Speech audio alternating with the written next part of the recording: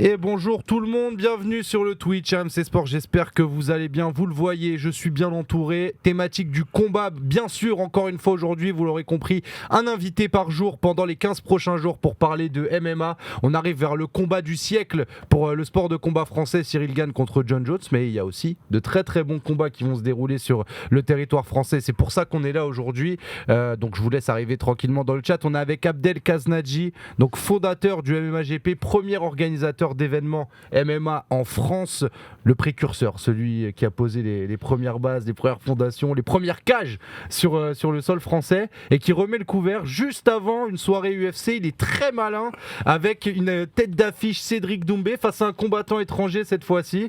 Nouveau défi, nouvel événement, Zénith de Paris, donc tu vois les choses encore plus en grand après être passé par Bordeaux, c'était assez top, hein, on a pu le voir sur AMC Sport. Tu remets le couvert sur Paris, Cédric Doumbé, une ceinture en jeu. J'ai pas tous les autres éléments, c'est toi qui les as, mais je suis content de te retrouver, Abdel. Ça va ou quoi? Ouais, ça va nickel. Moi aussi, je suis content de te voir. Mets-le bien devant toi, t'inquiète, tu peux le bouger. Ouais, ça et comme ça, après, dès qu'il bouge plus, t'as plus à te rapprocher la tête et tout, tu seras plus à l'aise. Merci à toi, Sacha, de me réinviter. Yes, écoute, on s'était déjà vu avant l'événement de Bordeaux. Ouais. Ça va très très vite en fait, parce que c'était fin d'année. C'était ça, ouais. Fin d'année. On a dû se voir en novembre pour mon départ en décembre. Ouais. Et là, donc tu remets le couvert 4 mars, Zénith de Paris. C'est ça. Il reste encore des places ou pas? Ouais, il reste des places, ouais, tout à fait. Il faut y aller. Ouais, par contre, ça part plutôt vite. Okay. Le compteur est en train de. T'as la fourchette des prix très rapidement ça pour les gens parce que... Ça va de 39 € à 160 € en bord de cash. Okay. 170 €, 169 je crois. Pour un événement qui est prévu pour durer quand même. On a 3 heures. On a 3 heures de show. Ouais. Voilà. On a il y a une dizaine de combats. Il y aura un combat amateur en ouverture. Donc on a un beau show du 19h 23h30. Ouais. Bon c'est ça qu'il faut comprendre, c'est que voilà, payer par exemple une quarantaine d'euros pour un événement comme ça, c'est un événement qui dure bien longtemps, ça vous fait toute votre soirée. Je sais pas si vous mangez avant ou après, c'est selon vos goûts, mais en gros il y a moyen de se poser, de regarder beaucoup de combats. Tu disais les premiers combats qui sont dédiés aussi au MMA amateur, ça je trouve que c'est un format qui est hyper bien, qu'on voit pas forcément toujours, de mixer amateur et pro, donc avoir vraiment la deux visions de ceux qui peuvent devenir pro et ceux qui le sont déjà. On a vu ça aussi hier avec Michael qui est passé nous voir parce que son frère justement il ouvre certaines cartes du MMA GP en amateur avec ses petites spécificités sur les règles, des rounds un petit peu plus courts, pas de coups de coude, pas de coups de genou au visage, des protèges tibia, etc. Qu'est-ce que tu peux nous teaser un peu sur ces événements? Regarde, il y a David qui débarque dans le chat, il dit des surprises à cet événement. Il y a Julien qui te dit Khaznadji et ses galas éclatés au sol, qui est vénère contre toi. Julien, tu sais quoi, je vais te dire, c'est Julien Lévy, j'en suis sûr. En fait, c'est un mec qui m'insulte depuis, je l'ai bloqué partout. Ouais, je sais pas, il débarque et il m'appelle Khaznadji en plus partout. Il m'identifie pas, il dit le Khaznadji, il invente des trucs. Donc ce Julien Lévy, j'aimerais bien te rencontrer, mon ami. Oula. Faut qu'on se parle. Vous allez jouer à l'UFC 4. C'est bien que tu sois là, pose tes questions et dis-moi d'où tu viens, parle-nous de toi. Je vais bouger vite fait le micro parce que sinon il vient fendre ta tête. D'accord. Je vais le mettre un peu comme ça. Est-ce que ça va, il est confortable pour toi ou pas? Nickel. Je sais pas si on peut le baisser un peu. Peut-être on va le baisser et on va le monter comme ça, tu vois. Ouais, carrément. Ah voilà. Mais non, mais parce que t'es beau gosse, t'es frais, t'as des secrets de jeunesse que personne n'a au monde. C'est vrai. Et c'est pour ça que je veux qu'on voit ça, tu vois, c'est important. Je vais me répéter, mais Mathieu Chaumont contre Cédric Doumbé, c'est plus cohérent que tous les adversaires de Doumbé actuellement au MMA GP. Alors voilà, tu vois, il y a tout le monde, qui se réveille. Exactement. Pourquoi la carte entière n'a pas été Alors en fait, quand t'apparais quelque part, c'est montagne de questions tout de suite. Parce qu'on me pose jamais les questions à moi. Il n'y a pas encore Amaury qui a débarqué dans le chat, mais je sais qu'il va débarquer à un moment ou à un autre parce que c'est ton matchmaker, donc c'est lui qui organise justement les oppositions et les combats. Théo qui dit salam, bonjour. On verra les combats. Allez Porto pour Miguel, lui qui n'était pas forcément dans le sujet, c'est pas grave. Et Azmat, Roro, nos habitués qui sont là, nos modérateurs qui te saluent. Alors, on a parlé de Cédric Doumbé, on a parlé de Michael qui va combattre en co-main event pour une ceinture dans sa catégorie. À quoi il faut s'attendre d'autre sur cet événement du MMA GP à Paris? Moi j'aime bien quand c'est à Paris, après le cirque d'hiver, monter un petit peu d'un cran avec le Zénith. Déjà on a une très belle carte, donc il y a les autres, ça répond un petit peu à la question. En fait on a un problème quand même que je vais soulever. Tout le monde nous demande pourquoi on balance pas les cartes avant. Donc c'est pas à notre avantage déjà, puisque qu'il y ait une carte avant, ça permet de vendre des billets plus vite, j'ai envie de vous dire. Et là justement on fait attention parce que sinon on ressemble à plein d'orgas qui balancent des cartes et puis vous avez acheté vos billets 2 mois avant, puis vous vous rendez compte que la carte que vous avez payée, c'est plus la même. Et puis on se retrouve avec des demandes de remboursement. Donc moi tant que le combattant n'a pas signé et tant qu'on n'est pas OK sur le combat, je diffuse pas et il y a a des combattants qui mettent du temps à signer leur contrat, tout ça. Donc, ok. Donc tu serais prêt finalement à, comment dire, à pas survendre une hype. Enfin, tu préfères ne pas Exactement. survendre une hype pour que les gens en aient pour leur argent avec une. Tu sais, 2-3 affiches qui ne bougeront pas, qui seront Exactement. là. Et le reste, c'est aussi un peu à vous de découvrir et vous verrez ce qui se passera. C'est ça. Et c'est vrai que ça nous ralentit dans nos ventes. Ça impacte que nous. Bon, après, il y a le public qui reste impatient, mais en général, on se loupe pas et on fait des belles cartes. Et Julien, il dit que de la dame comme d'hab. Donc, excuse-moi, je suis obligé de lui placer. Julien, Il apparaît de partout, lui. Il a été banni. Enfin, c'est un peu la facilité de Twitch, c'est que tu vois, nos modérateurs, ils ont une petite épée à côté de leur blase. Dès qu'il y en a un qui fait un peu le show, il se fait couper comme ça et il disparaît. Il est bon, lui. Je le vois partout. Tu vois, il y a Kurt qui dit ouais, à Arès, j'avais pris mon billet pour Ragnar, un mois après ça a été reporté. Merci. Etc. Tac, c'est vraiment réglo. Je préfère largement cette mentalité-là, le plaisir du spectateur et la satisfaction, c'est le plus important. Tiens, peux-tu nous parler des résultats du MMA GP à Bordeaux? Réussite. Alors, on rappelle, c'était le premier gros événement de MMA à Bordeaux. Ouais. Moi, j'ai l'impression que la salle était quand même bien remplie, il y avait du beau monde et tout. On a mis 4000 personnes. C'est solide. Hein. Ouais. Et puis c'est bien parce que je vais profiter de ton antenne aussi pour répondre aux 2-3 couacs qu'il y a eu concernant Bordeaux. Ok, d'accord, vas-y, je t'en prie. Donc on a eu des petits soucis à Bordeaux. Alors ça concerne quelques personnes, donc c'est pour ça que ça n'a pas fait de bruit, ni sur les réseaux, mais on a quand même été attaqué parce que, si vous voulez, il y a eu un souci avec l'ouverture de la porte. Donc j'avais pas compris pourquoi il y avait des gens dès 17h devant la salle, parce que le show commençait à 19h. Enfin, on avait prévu une ouverture des portes à 18h30. Ah, mais t'as été victime de ton succès, un peu comme les stars en concert. Alors c'est double, il y a eu double tranchant. C'est vrai qu'au début on avait annoncé Bordeaux le 17 novembre, et pour les places qui ont été achetées à ce moment-là, c'est vrai qu'il était écrit 17h30. Ensuite, on a relancé une nouvelle date c'était quasiment un nouvel événement, une nouvelle organisation, et on s'est retrouvé avec un show qui partait un peu plus tard. Donc, sur les nouveaux billets et dans notre communication, il était bien précisé que c'était une ouverture des portes à 18h30. Le problème, c'est que des personnes sont restées sur... vous pouvez revenir sur les affiches, tout ça, vous verrez que je vous raconte pas de salade. Et le truc, c'est que beaucoup de gens sont venus à 17h. Et donc, on nous a accusés d'avoir fait attendre 2h30 les gens devant la salle. Chose qui... Enfin, on va dire qu'on a eu une demi-heure de retard en réel, puisqu'on a annoncé une ouverture des portes à 18h30, elle s'est faite à 19h.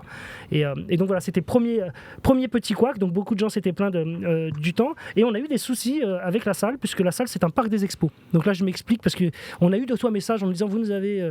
il y a des gens qui n'ont pas trouvé leur place, donc ça a été un peu compliqué. Je vous parle d'une dizaine de personnes. Et le problème, c'est qu'on a eu des soucis avec cette salle qui est un parc d'exposition, donc on a servi de fusible, dans le sens où on avait mis plein de choses en place, et le manque d'habitude, le manque de connaissances, j'ai envie de vous dire, du parc, nous a créé des petits problèmes, notamment sur... c'est un truc tout bête qui a foutu le bazar.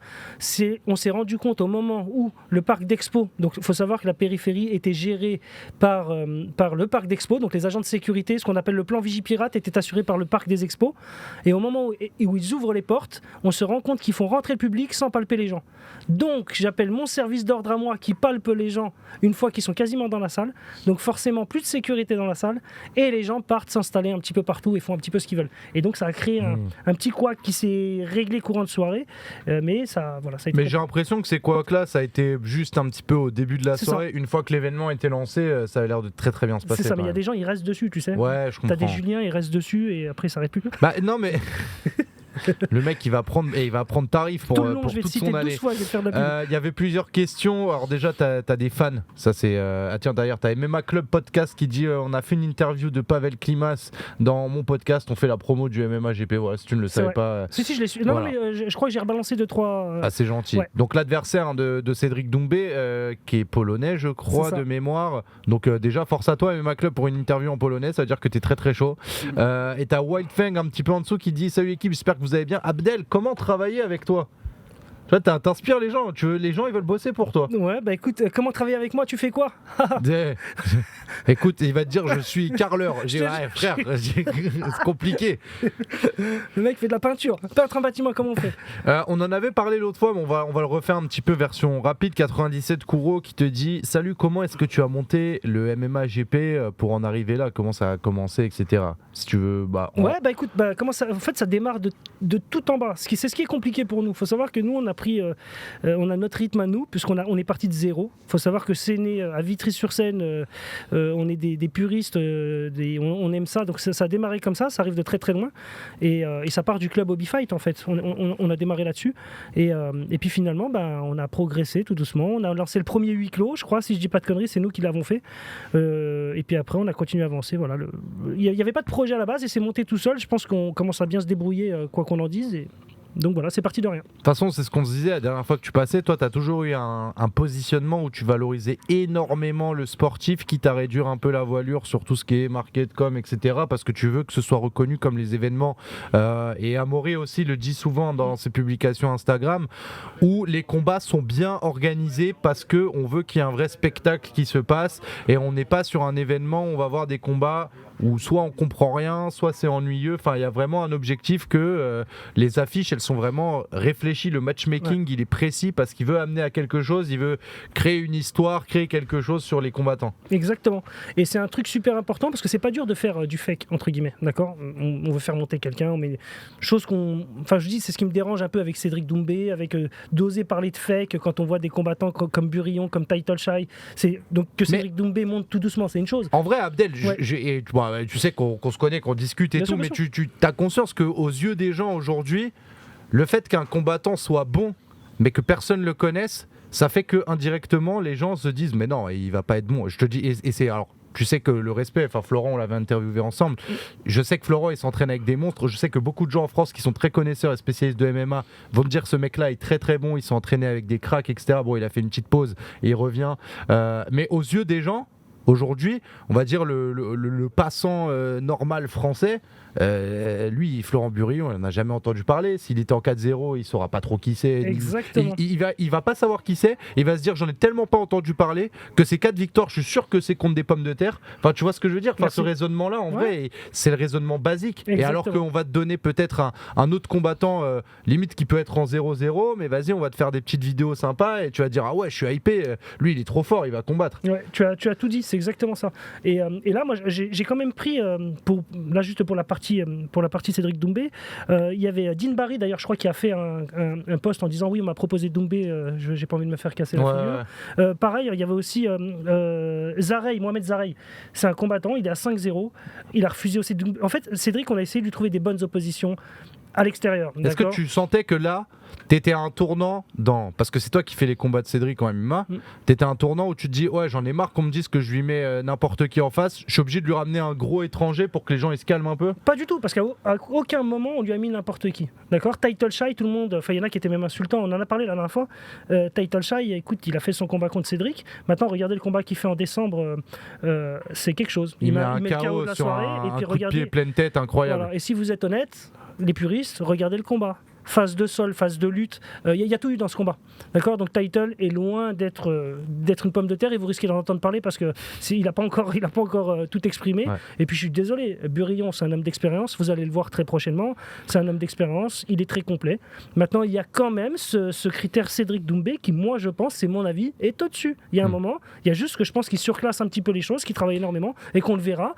Il pourra enfin affronter tous les gens qui le provoquent et tout ça, mais peut-être sur d'autres organisations. Ce que je dis, parce que moi je le dis très très très honnêtement, je suis passé par toutes les phases qu'un être humain peut connaître quand on me parle de Cédric Doumbé, où au début je me suis pas intéressé, j'ai eu une réaction un peu brutale de c'est du bruit, c'est les réseaux, etc. C'est après que quand j'ai compris que c'était le Glory et que je regardais qui sortait du Glory et que je vois que c'est des champions UFC, etc. Là j'ai commencé à me dire mais en fait je crois que j'ai manqué de respect à un gars.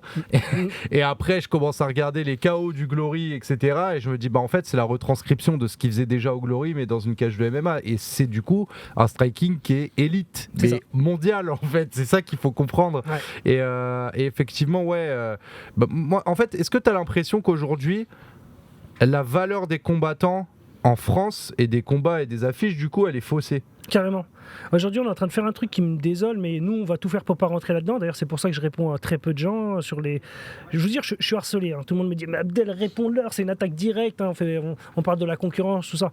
En vrai, j'en ai rien à faire. J'essaie de montrer l'exemple parce que moi, je me servirai jamais de mes combattants pour faire passer des messages. D'accord ? Quand j'ai quelque chose à dire, moi, je le dis directement. J'envoie pas les gens aller provoquer les autres ou faire.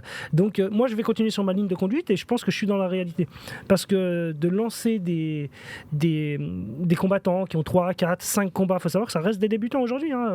Et puis qui ont combattu qu'en France. Ça aussi, il y a un moment, il faut être réaliste. Il y a ceux qui ont des tapologies, des Sherdog avec une bonne moitié, c'est du pancrace, c'est du démarrage. D'accord. Donc le pancrace et le MMA, c'est complètement différent. J'ai combattu en pancrace. On rappelle, pancrace, c'est pas de percussion au sol. Ouais. On passe en mode full grappling au sol. Il n'y a même pas de coup de debout. Ça reste du pied-point, c'est du kickboxing, on va dire, avec les genoux debout. C'est même pas du Muay Thai debout, c'est du kickboxing. Et puis après, au sol, vous passez en phase lutte. Voilà. Tout ce qui est sport de préhension, au sol, vous faites ce que vous voulez.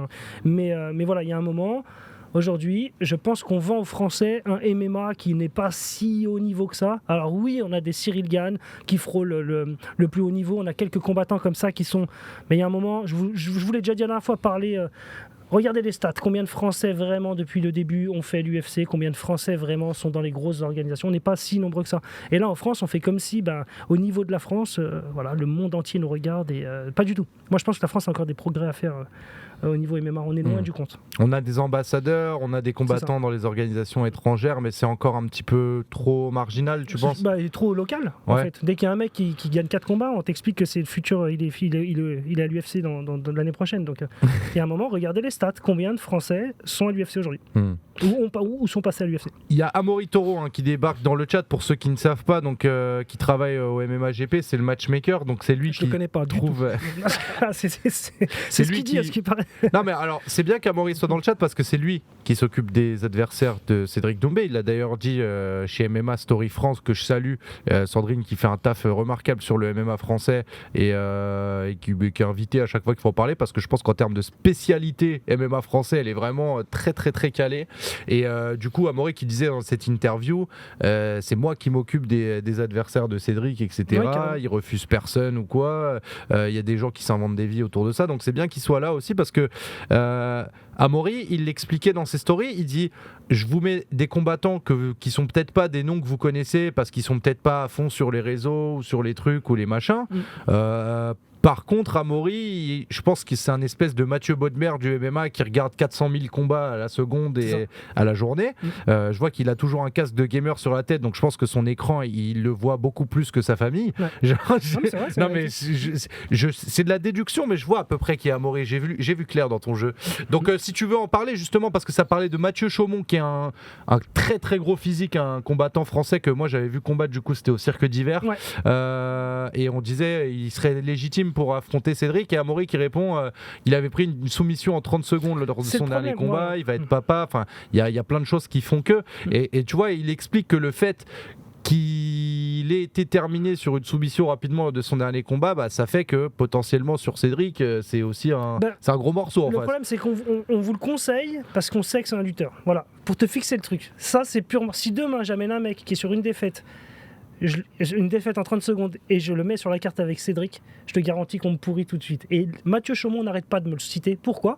Parce que c'est un lutteur et que oui, il a une possibilité, grâce à sa lutte, de faire tomber Cédric. Il faut comprendre le processus. Mais Mathieu a pris, comme le dit Amaury, Mathieu a pris même c'est un excellent combattant, mais il est sur une défaite très rapide. C'est compliqué aujourd'hui de le mettre face à Cédric qui est en train de monter. Et puis, c'est un lutteur pur et dur, quoi. Donc... Est-ce que, Amaury, dans le chat, si tu as 2-3 secondes, tu peux nous expliquer vraiment, je sais pas si tu as 3, 4, voire 5 critères que tu appliques, je sais pas comment ça se passe dans ta tête, mais c'est quoi l'ordre et les principes que tu appliques pour te dire, voilà, pour avoir un bon adversaire, il faut ça. Ça peut être intéressant dans le chat. Cédric Doumbé, du coup, qui a fait un teasing personnalisé un petit peu de l'événement, en disant et en annonçant, avant même que nous on l'annonce, le MMA GP, ce sera sur RMC Sport, ce sera pas sur Rire et Chanson. Non, pas cette fois. J'ai pas le souvenir du MMA GP sur Rire et Chanson. Non, ça n'a pas été. On a signé un contrat, ça s'est jamais fait. Non, mais alors, je sais que tu veux faire les choses en grand, toujours sans te précipiter. T'es pas en train de courir après les autres, tu veux faire ta route à ta propre manière. C'est quoi un petit peu là, les nouveautés sur le MMA GP qui peuvent arriver? Déjà, le Zénith, c'est la première nouveauté, c'est une nouvelle salle, un nouveau terrain à conquérir, un petit peu. Une salle emblématique en plus. C'est ça. Alors on a eu le temps de s'exercer sur le parc, même si ça a été compliqué, parce que le parc des expos c'est vide. Il faut savoir que les gradins on les a amenés, enfin ça a été un montage complet. Et puis là on a la configuration Zénith qui n'est pas inconnue, puisqu'il y a d'autres organisations qui y sont passées.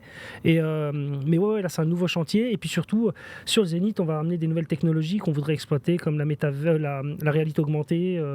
Ouais. Et on va balancer ça va être quelque chose. Les gens vont pouvoir s'en rendre compte sur place en regardant les écrans. Ils vont voir des choses voler comme au Super Bowl. Des choses comme... ouais, c'est ce qu'on balance au Zénith.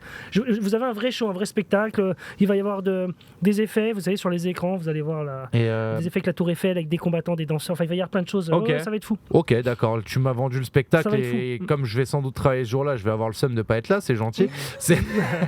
Non, mais c'est stylé parce que j'allais rebondir là-dessus. On avait vu lors de l'UFC en Australie, Mark Zuckerberg, qu'on présente plus, fondateur de Facebook, qui a racheté 3 milliards de trucs au passage, qui bosse avec l'UFC justement sur un petit peu tout ce qui est capture de mouvement, réalité augmentée. On voit qu'il y a des trucs hyper intéressants à faire avec le MMA en fait. Carrément. C'est un espèce de cas d'école pour les technologies qui est hyper intéressant parce que un sport que tu peux filmer de côté avec juste 2 personnes qui se font face à face, ça fait qu'en termes de possibilités, tu peux faire des trucs de Exactement, tu peux faire beaucoup de choses. Et puis j'ai la chance d'avoir Vidéo aujourd'hui en partenaire. Il faut savoir qu'ils ont des gros studios à Gennevilliers avec des fonds verts.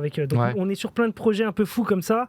D'ailleurs, après le Zénith, on partira aussi sur de l'animation métaverse. Okay. Donc voilà, essayer de scanner, enfin de créer des personnages réels, donc du MMAGP mais version jeu. Il y a plein de choses. Voilà, il y a plein de choses qui arrivent. Il y a un monde où on peut aller les voir, etc. C'est dans les tuyaux, c'est dans les projets aussi. Ok, très bien. Alors Amaury qui nous répond à la question précédente, il faut un mec qui rentre dans le règlement fédéral en termes de nombre de combats, parce que c'est vrai qu'on rappelle que la fédération française de MMA, qui est régie par la fédération de boxe, impose d'avoir un minimum de combats pour faire une espèce de correspondance entre les combattants. Sauf dérogation et cas particuliers sur les combattants qui ont énormément d'expérience en pied-point par exemple, en kickboxing ou autre.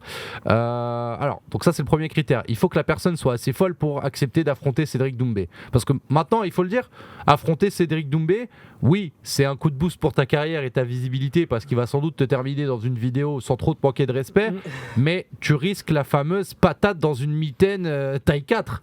Et cette patate-là, en fait, c'est quelque chose qu'il ne faut pas sous-estimer, Abdel, en vrai. Moi, je vais te dire, Cédric, je l'ai vu tourner à l'époque, on lui servait de sparring partner à l'époque où il combattait au Glory. Donc on était déjà en relation avant le confinement, c'est une base, le confinement pour tout le monde. Donc, et c'est vrai que moi je l'ai vu frapper des gants 16 ou 18 et déjà j'ai vu des choses assez particulières. Alors je sais pas si on dit une anglaise ou une frappe, mais en tout cas il a une frappe assez impressionnante, très précise et donc voilà. S'il touche, il fait tomber, je vois pas. Moi je l'ai vu faire avec des gros gants et honnêtement c'est quelque chose. Donc c'est pour ça qu'il y en a beaucoup qui sont motivés sur Cédric et je vous dis ça va se justifier, ils devront se justifier à un moment ou à un autre un peu plus. Soyez patient, vous serez témoin à un moment donné. Exactement. Je pense qu'il y a des... Est-ce qu'il y a une conférence de presse qui est prévue? Parce qu'on sait que ça c'est un exercice dans lequel un certain Doomset peut exceller. Exact. Donc oui, conférence de presse prévue d'ailleurs normalement ce sera en live sur le Twitch RMC, donc ça c'est pas rien. Ouais. Et ce sera prévu logiquement, alors je vais vous le dire, vendredi 3 à partir de 16h. Ok, 16-17 heures, regarde. Faut qu'on cale ça ensemble. T'as vu ça comme c'est écrit? Exact. Voilà, hop. C'est beau ce qui se passe ou pas? Magnifique. Ça y est, c'est dans le. Parce que j'ai le planning ouvert à côté pour ceux qui voient pas. Il sait absolument tout ce que je vais faire depuis 2 semaines. Abdel, il est très éloigné. Demain matin, il va à la piscine. Donc, ok, conférence de presse qu'on va vous diffuser bien sûr pour les meilleurs moments. Est-ce que tu as d'autres noms de combattants que tu peux nous révéler pour la carte du MMAGP? Alors, on a le retour de Chaban chez Bedra, qui est un super combattant à l'époque. Il y a eu la grande époque du Pancras et puis ensuite après il fait partie de cette génération qui ont continué après les anciens que je connais à se déplacer, aller à l'étranger, tout ça, à combattre en MMA à l'extérieur, enfin à ne pas rester parce qu'il y a les combattants qui sont restés sur le Pancras français qui n'avaient pas forcément la possibilité de se déplacer, puis il y a ceux qui sont sortis de France et Chaban en faisait partie. Il a un super record, je vais pas vous dire de bêtises, mais si je dis pas de bêtises, je crois que il doit avoir 2 ou 3 défaites dans sa carrière pour une quinzaine de combats si je dis pas de bêtises, et donc là il est de retour et ça je suis content parce que ça fait un petit moment, il devait être sur la carte de Bordeaux, ça s'est annulé suite à un problème médical avec... alors c'était compliqué, son adversaire avait un certificat médical, une prise de sang qui était périmée depuis 8 jours. Il y a tellement la pression, donc là je dis rien, mais quand même, c'est que personne ne prend de risque. On dit, attendez, 8 jours. En fait, on est à un stade du MMA où c'est encore tellement jeune qu'on préfère surprotéger plutôt qu'être un peu laxiste en vrai de vrai. C'est ça. C'est un peu ce qui s'était passé avec l'histoire de Cédric, UFC, etc. Exactement. Aussi. Et le problème, c'est que c'était vite un forceur, ça tourne vite au vinaigre si tu insistes un peu, quoi. Donc si tu dis, mais attendez, 8 jours, je vous signe, non, mais attendez, non, pas moi, puis après, tu as tous les officiels, le médecin, tout le monde en parle. Et puis... David qui demande si on pourra poser des questions en live pendant la conférence de presse. Est-ce que c'est un truc qu'il faut envisager ? Écoute, pourquoi pas ouais. On peut avoir un représentant là-bas, on peut avoir carrément. On peut donner, moi je peux vous donner un lien et vous l'ouvrez et vous avez les questions qui pop. On peut mettre quelqu'un pour on peut faire plein de on peut faire plein de trucs. Et puis vous pouvez vous déplacer aussi, ceux qui sont pas très loin, vous n'hésitez pas, ce sera au Mercure, pas loin de Belle Épine, je sais pas si vous voyez le centre commercial. Ouais, je vois. Donc il y a une tour Mercure et tout se fera là-bas puisqu'on amène les combattants, donc ils font la pesée officielle le matin tôt, et puis après vous avez la pesée médiatique suivie de la conférence de presse. Très bien. Donc les face à face puis la conférence de presse, ça va être très très cool. Il y avait d'autres questions sur le poids de Cédric Doumbé qui avait posé problème, on s'en rappelle, face à Florent Burillon, parce que ces fameuses vacances dans lesquelles il avait bien mangé. Il y a encore des risques par rapport à ça ou non. Pour le coup là on a eu plus de temps, je pense. Et puis c'est même pas, je veux dire, il a fait le poids la première fois. C'est arrivé une fois qu'il se plante et puis Cédric, je crois que c'est la première fois que ça lui arrive en combat, tout simplement, même avec le Glory. Je veux dire, c'est des organisations où vous n'avez pas le droit aux blagues. Et là, comme il le dit, lui, il a pris le combat tout de suite à un mois du combat. Il était en vacances en train de manger. Cédric, il aime manger. Moi, quand on est ensemble, il me parle beaucoup de bouffe. Et il part de loin. Ouais. Il est monté, il s'est fait plaisir en se disant je vais pas recombattre avant 2-3 mois. Et puis en fait, non. Abdallah, notre ami commun, l'appelle et lui dit tu combats là. Et c'est vrai qu'il part de loin. Il partait de 90. Là, il a pas refait l'erreur. Moi, je sais que il est pas remonté à plus de 84. Voilà, il a l'air affûté. On l'a vu chez Hatch un peu se préparer. Il est un petit peu. Je vois qu'il est un petit peu fatigué sur les vidéos, tout ça. Il est un peu calme, il est cool. Et à mon avis, c'est parce que il est en. Là, il est en mode ermite. Il est dans la salle du temps. Ouais. Et puis il se fera pas mal parce qu'il faut savoir que c'est douloureux d'essayer de tomber. Vous savez, quand vous avez fait un premier cut la veille, parce que c'est ce qui s'est passé. Il essaye de descendre. Ensuite, il se dit allez, demain matin, je finis. Il me reste 2-3 kilos à enlever. Et quand tu vois que tu fais ton bain chaud et puis que t'as perdu 200 grammes, là, c'est ton corps qui se met en opposition. En fait, il te dit laisse tomber. Et là, tu peux forcer autant que tu veux, à part brûler ton organisme et puis arriver sur les rotules. Donc il y a un moment où ils prennent la décision. Ils appellent Florence, ça s'est fait entre eux. Il l'a expliqué à la conférence. Ils ont discuté dans la chambre. Moi, après, ils m'ont appelé, ils m'ont dit c'est bon, on a trouvé un accord. Donc après, l'accord les concerne, ça a été fait très professionnellement, autant du coin pour le coin Burillon que le coin Doumbé. Il y a plein de trucs qui se passent dans le chat, c'est super cool. Donc tu as Wildfang qui postulait ouvertement pour travailler au MMAGP, qui dit qu'il est plutôt dans ce qui est marketing et communication. S'il faut vous mettre en relation. Vous mettez mon Insta. Moi, je suis sur Insta, puis en général, je réponds aux gens. D'ailleurs, c'est ce qu'on me reproche d'être trop répondre. Mais moi, je suis dispo. Un événement sur Clermont-Ferrand bientôt. C'est une grande terre de lutte ici. Il peut y avoir beaucoup de monde. Parce qu'en fait, alors j'ai découvert ça et j'étais méga surpris. En fait, en nombre de licenciés en France, la lutte, c'est pas dégueu. Il y a pas mal de licenciés. Et je soupçonnais pas du tout, mais il y a un vrai volume. Et il y a des vraies régions dans lesquelles il y a une culture autour de ça. Et j'ai été méga étonné parce que pour moi, c'était un sport absolument pas pratiqué et populaire en France. Et non, en fait, c'est juste que c'est des gens qu'on ne voit ou qu'on entend très peu. Mais ils sont très nombreux. Exactement. Mais en même temps, c'était une discipline olympique. Je sais pas si elle y est encore, mais oui, ça reste. Je pense. Je vais pas vous dire de bêtises. Je suis plus trop l'actualité JO, mais en fait, il y a déjà ce côté. C'est une discipline olympique, donc ça reste puissant sans avoir besoin de trop en parler ni en communiquer. Vous avez bien vu que même la fédération de judo ne fait pas des caisses, des pubs, donc après on tourne autour d'un Teddy Riner, mais en général les sports olympiques sont représentés. Vous avez des gens qui veulent faire les JO et puis après maintenant vous avez aussi le MMA et puis tout ça. En fait, il faut savoir que la lutte donne plusieurs possibilités. Apparemment, il dit que c'est fini peut-être depuis les derniers JO. Ouais, c'est pour ça. Mais il y avait plusieurs types de luttes. T'avais la gréco, t'avais la freestyle. Il y en a peut-être un qui reste, je sais plus. Il y avait une autre question aussi, forcément parce que on a eu un côté de cette situation-là, on n'a jamais eu le tien. Ça avait beaucoup fait parler, cette potentielle opposition entre Baki et Cédric Doumbé. Donc Baki qui est Baïsangour, qui combat du côté de l'Ares, qui était ici, qui avait dit qu'en gros Cédric, c'était un combat qu'il aimerait beaucoup prendre et qu'il pensait pouvoir s'imposer. Ouais. Bon, après, je pense que quand t'es combattant, tu vas pas dire je pense que je vais perdre. Logique. Non. Et alors, ce combat, il est possible, il est impossible. Alors, parce qu'il y a clairement un côté qui dit moi je suis ouvert, on peut y aller, etc. Il y a Amaury dans le chat qui dit Arès n'a pas les moyens de payer Cédric Doumbé. C'est quoi la vérité de cette histoire, Abdel ? Non, la vérité, c'est qu'on est deux ligues différentes. Aujourd'hui, pour faire simple, et attention, ne me dites pas mais vous n'êtes pas le Bellator. Il y a le Bellator et l'UFC. On n'a jamais vu ce croisement se faire. Donc, il y a un moment. Baki, très bon, excellent combattant même, je vais vous dire, avec un potentiel de folie. Moi, Baki, s'il est intéressé, qu'il m'appelle et puis on le signe au MMAGP. Non, c'est pas, là, c'est une vanne, mais deux ligues différentes. Comment vous voulez que ce combat se fasse ? Cédric Doumbé combat pour le MMAGP et Baki combat pour Arès. Qui va prendre ce combat ? Comment on fait ? Enfin, je veux dire. En fait, ça s'appelle du buzz. À aucun moment ce combat peut se faire, à part si un des deux combattants quitte son organisation. Et je pense pas que ce soit possible aujourd'hui. Je vois pas Baki lâcher Arès et je vois pas non plus Cédric me lâcher. Donc. Il y a RFN qui parle du Rising versus Bellator, mais pour le coup, c'est deux organisations de deux pays différents. Ça, je pense que ça joue un petit peu aussi. Exactement. Du coup, on n'a pas répondu. Clermont-Ferrand, ça peut être une cible du coup pour un événement. Ça peut être une cible, ouais, carrément. Ok, carrément. Très bien. Est-ce qu'on peut s'attendre, parce que en fait si, parce que tu l'as un peu teasé, le MMA GP, il y a un projet en Suisse de rester proche de la France mais à l'étranger. Tu peux nous en parler un petit peu ? Parce que je pense qu'il y a une idée derrière. C'est pas juste de se dire tiens, on va aller là où il y a plein de riches, ça rapporter de l'argent. Non, je pense que c'est plus complexe que ça. Carrément. En fait, le truc c'est que mon modèle à moi, ma façon de travailler à moi, est plus adapté à l'international qu'à la France. Voilà, c'est pourquoi. Je m'explique. C'est pas parce que c'est mieux ou c'est que j'ai un modèle plus lent, on va dire, plus posé, réfléchi. Et donc, moi, ma priorité aujourd'hui, c'est de me dire comment je peux faire pour faire évoluer mon organisation tout en restant en France. C'est simple, à partir de 2024. Alors là, déjà, 1er juillet, on fait notre premier événement en Suisse, d'accord, à Genève.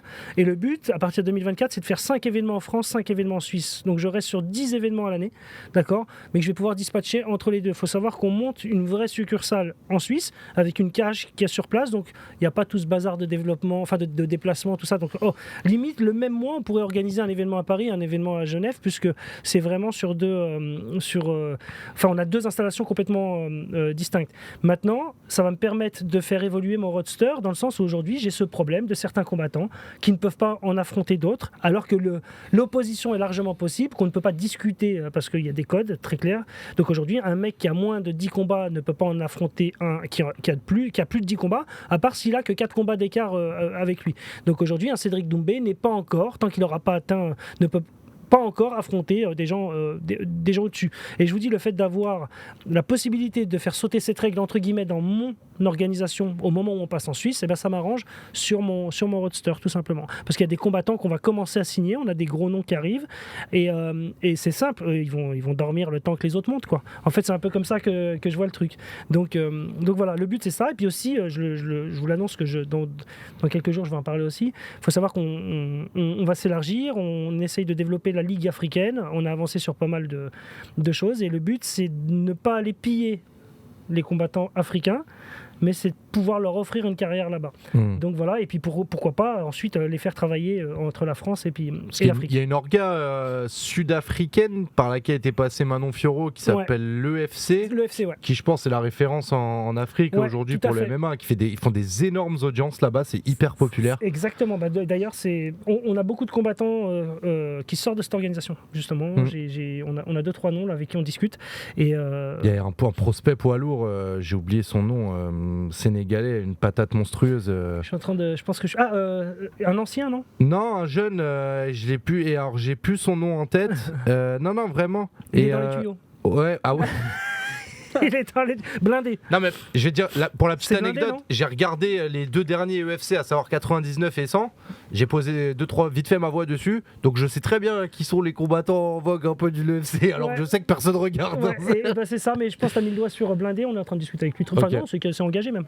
Ouais, c'est lui. Ok, on est d'accord, c'est bien. On a recruté en Afrique et on va continuer à le faire. Donc les amis africains. Il y a du gros potentiel. C'est fou. Je prends un exemple à part qui va faire très, je me la raconte et tout. EFC, c'est c'est là d'où sort un mec qui est rentré à l'UFC qui s'appelle Duplessis, un Sud-Africain. Exact. Premier combat à l'UFC, masterclass, il s'impose. Il est en train de monter très très fort dans les classements. Il y a un très très gros potentiel. Et si je vous dis que Manon Fiorot est passée là-bas, c'est aussi un gage de qualité. Exactement. Elle a été championne là-bas. On sait que maintenant elle est très proche d'être championne UFC. Donc, Oui, très très proche.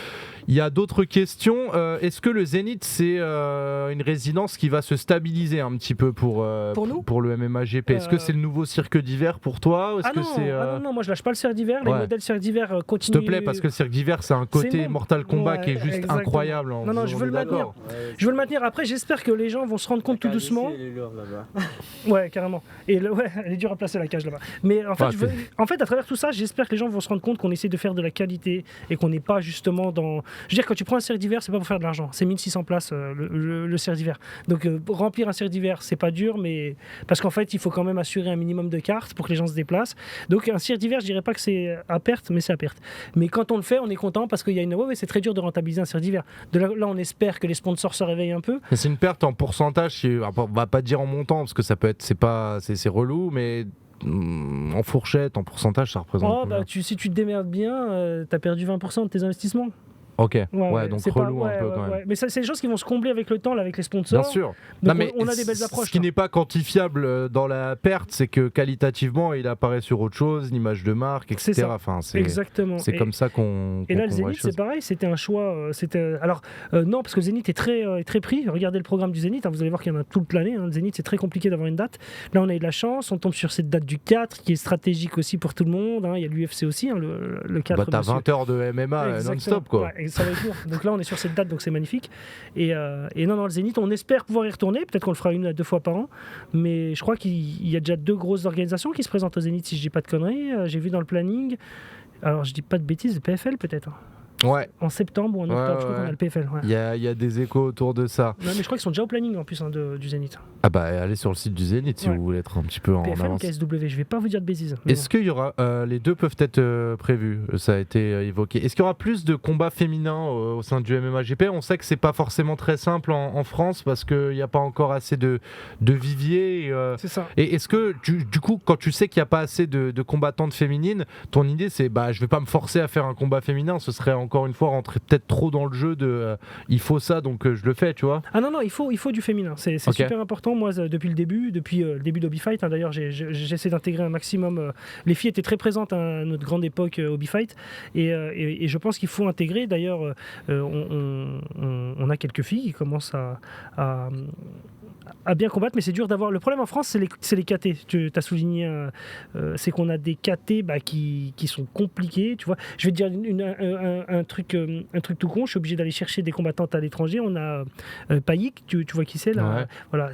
Je sais pas si tu as vu sa taille, mais c'est une combattante qui a 70, 67 kilos. C'est compliqué de trouver une adversaire à son c'est les poids lourds féminins, quoi. Exactement, à son poids en France. Et sinon, vous avez beaucoup de petits poids. Donc ça passe. Alors vous en avez 2-3 qui tiennent le pavé là, à 57 kilos, d'accord. Ouais. On sait de qui on parle. Il y a Laetitia Blue, il y a comment elle s'appelle, 61, 57. On a Laetitia Blue, on a Rizlen, on a, enfin voilà, toutes ces filles qu'on connaît et je pense que ça tourne autour d'elles. Donc aujourd'hui, il va falloir trouver des combattantes qui rentrent dans ces catégories-là ou nous promouvoir d'autres catés. C'est ce que j'ai envie. Allez, mais quand vous faites ça, parce que je prends un exemple, et c'est un cas d'école parce que nous on a diffusé ces combats et il y a une combattante française qui s'appelle Claire Lopez qui évolue au Combatté Global. C'est à Miami, tout à fait, je connais. Qui est une organisation en fait qui s'appelait Combatté America, c'est très latino-américaine, qui elle s'entraîne en Grande-Bretagne chez Piquet. Ça typiquement comment ça se passe? C'est des personnes que vous pouvez contacter en mode ça peut être intéressant pour le MMA GP ou comment? C'est les gens qui viennent vers vous parfois, j'aimerais bien combattre chez vous, comment ça se passe? On pourrait aller les chercher si vraiment on est intéressé, et je te cache pas qu'il n'y en a pas de 30 000 qu'on a été chercher jusqu'à maintenant. Donc aller dire toi tu m'intéresses, il n'y en a pas beaucoup. D'accord.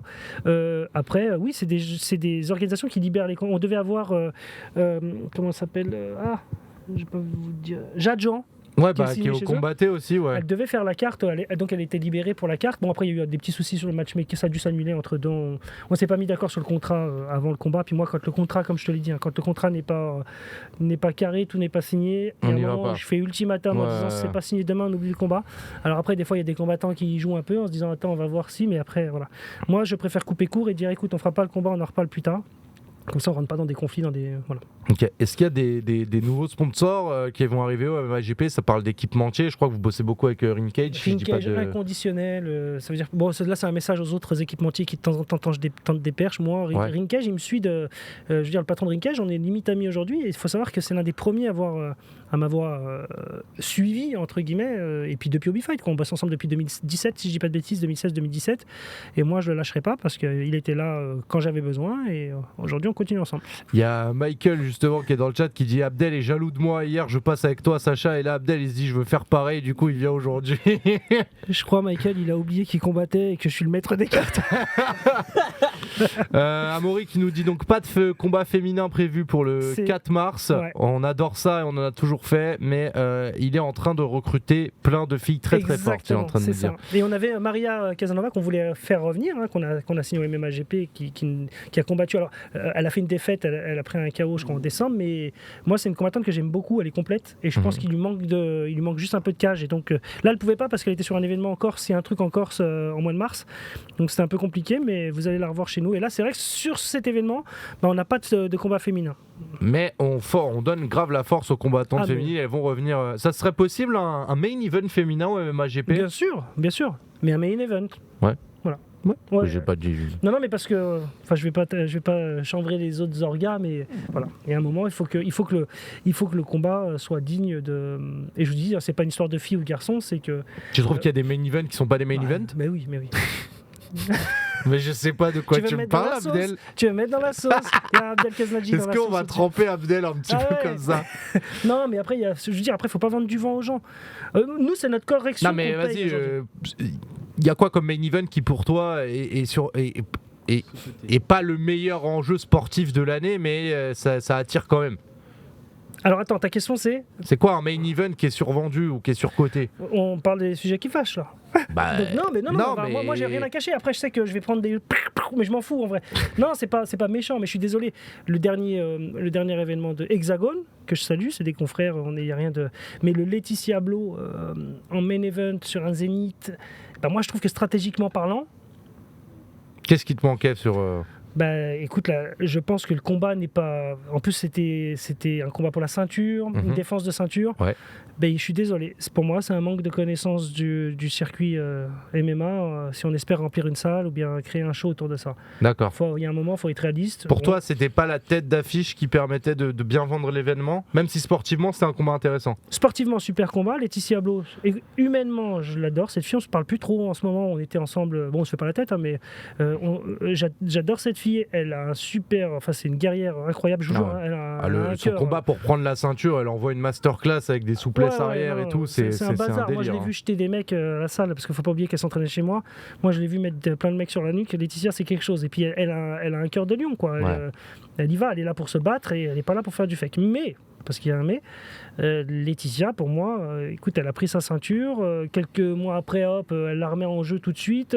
On lui a pas donné le temps de la savourer. Derrière, on la remet contre l'adversaire sur un combat qui était litigieux. Je sais pas si tu te rappelles, mais on donne la victoire à Laetitia avec un no contest. Non, on donne un match nul, si je dis pas de bêtises, avec un point de pénalité. Coin adverse. Okay. Donc c'est quasiment une défaite. Aujourd'hui, je pense que même l'organisation, il y a eu les débats sur est-ce qu'elle a gagné, pas gagné, Laetitia, sa ceinture droit du sol. En fait, on a essayé de jouer un petit peu là-dessus, si je dis pas de bêtises, j'ai un petit peu suivi. Donc on s'est dit, on est les seuls en France. C'est vrai que quand moi j'emmenais des combattants à l'étranger à l'époque et que je faisais les coins, il y a le droit du sol, il existe. En Angleterre, si tu exploses pas le mec en face, il lève le bras du mec qui est par terre. Donc non, mais c'est presque ça. Comme en Russie, c'est pareil. Avec Michael Lebou à l'époque, quand il allait en Russie, on savait qu'il devait leur marcher dessus. On avait vu les premiers combats où il s'était un petit peu fait voler, donc après la suite c'est de lui marcher dessus, donc c'est clair que quand tu vas à l'étranger il y a ce droit du sol. C'est comme Saladin, je pense qu'il est obligé de, c'est pour ça qu'il envoie masterclass sur masterclass au KSW. Charrière, s'il marche pas sur les mecs c'est foutu. Charrière à un moment donné c'est retourné contre lui même, c'était très difficile. Et là pour moi, alors je veux pas me mettre Laetitia à dos, mais il y a une légitimité dans la perte de cette ceinture, premièrement. Je pense que c'était pas le bon format ni le bon moment pour la mettre en jeu, et puis je pense qu'il y a juste une justice qui s'est appliquée sur ce coup-là. Et donc voilà pourquoi ce combat n'avait pas l'histoire qui allait bien. C'est un tout, tu vois. Il manquait beaucoup d'ingrédients quand même. Il y a quoi d'autre qui t'énerve ou que t'aimes pas dans ce qui se passe dans le MMA français aujourd'hui? Le fake, la com, mytho sur rien, mec qui a gagné un combat ou deux dans sa vie et puis qui on t'explique, ça y est, et puis qui parle tout seul. Et puis ce côté aussi, moi je vois il y a plein de mecs qui foutent leur carrière en l'air, là on est spectateur de ça, personne ne dit rien. Mais moi je vous le dis, il y a des stats, là faut aller les voir avant, il y a un an et puis maintenant, il y a des gens qui, parce qu'ils ont pris, il y a des combattants qui ont pris le contrôle de eux-mêmes. Donc ils sont leur propre team, leur propre communicant. Ouais, vous savez, les mecs qu'on voit là, qui commencent à dire moi, lui je vais le prendre, lui je suis génial, lui. Alors c'est vrai qu'il y a... Là, vous allez me dire, Cédric Doumbé. Non, mais Cédric Doumbé, il l'a fait depuis. Et puis, oublions pas qu'il a une carrière avant, Cédric Doumbé. En fait, moi, ce que j'ai découvert sur Cédric et que j'ai kiffé aussi et qui m'a fait comprendre que, en fait, c'est pas. D'une part, c'est pas anodin et c'est pas nouveau, c'est qu'au Glory, il faisait déjà ça et il le faisait en anglais en plus. C'est qu'il était déjà dans ce délire d'envoyer des pics, de faire des trucs d'envoyer vidéo. Son froc, je sais pas si ouais, non, mais j'ai vu des trucs de ouf. Et tu sais, en plus, le fait qu'il l'ait fait en anglais, je me suis dit, bah, ça veut dire que tout ça, c'est bien pensé. Je veux dire, ça fait partie du plan de carrière et tout reste dans cette cohérence-là, puisque c'est quelque chose qu'il a travaillé. C'est quelque chose qu'il dit apprécier, tout ce qui est autour du stand-up, de les low course, etc. Machin. Et en fait, tout se regroupe très très bien. Exactement. Moi, je peux te dire que les combattants, avant de parler, il y a quelques années, ils devaient prouver. Et c'est pas parce que tu as mis trois victoires d'affilée que tu peux te permettre de dire ça y est, je vais aller là-bas, c'est moi, j'ai un potentiel. En fait, ce qui est hallucinant aujourd'hui dans le MMA, c'est que les mecs t'expliquent eux-mêmes leur potentiel, ils s'interviewent tout seuls, ils font. Enfin voilà. Aujourd'hui, tu peux te foutre face à une caméra et puis raconter que t'es le meilleur. Mais parce que tu sens que les gens, parce que tu comment dire. Les gens pensent que c'est aussi peut-être la nouvelle locomotive dans laquelle il faut monter. Enfin, c'est le nouveau wagon à suivre en vrai. C'est une grosse erreur parce qu'en fait, quand tu parles trop, attends-toi à ce qu'on t'attende au tournant. Tu te rajoutes une Moi, c'est des conseils que je donne Il y a des combattants qui sont très forts, je les ai cités tout à l'heure. Ça lâche des blases dans le chat. Ça parle de Murtel et il y a Amaury qui dit pour info, Murtel a refusé d'affronter Doumbé. Voilà. Moi, il y a un moment, on pourrait buzzer sur tout. On m'a dit qu'est-ce qu'on fait en balance qui va je pense que si Amaury, et j'avais quasi le projet de le ramener ici, si je lâche Amaury ici, mais il va se faire plaisir. À tout moment le PC il explose. Je te jure, c'est un cannibale, il mange tout. Non mais il a raison, Murtel il refuse le combat. On a discuté pendant 1 mois et demi quasiment avec lui, alors via Amaury. Le problème c'est qu'on est passé par une organisation hollandaise qui nous disait je peux vous l'avoir mais à condition qu'on organise ensemble. Donc moi je voyais pas l'intérêt de faire ça.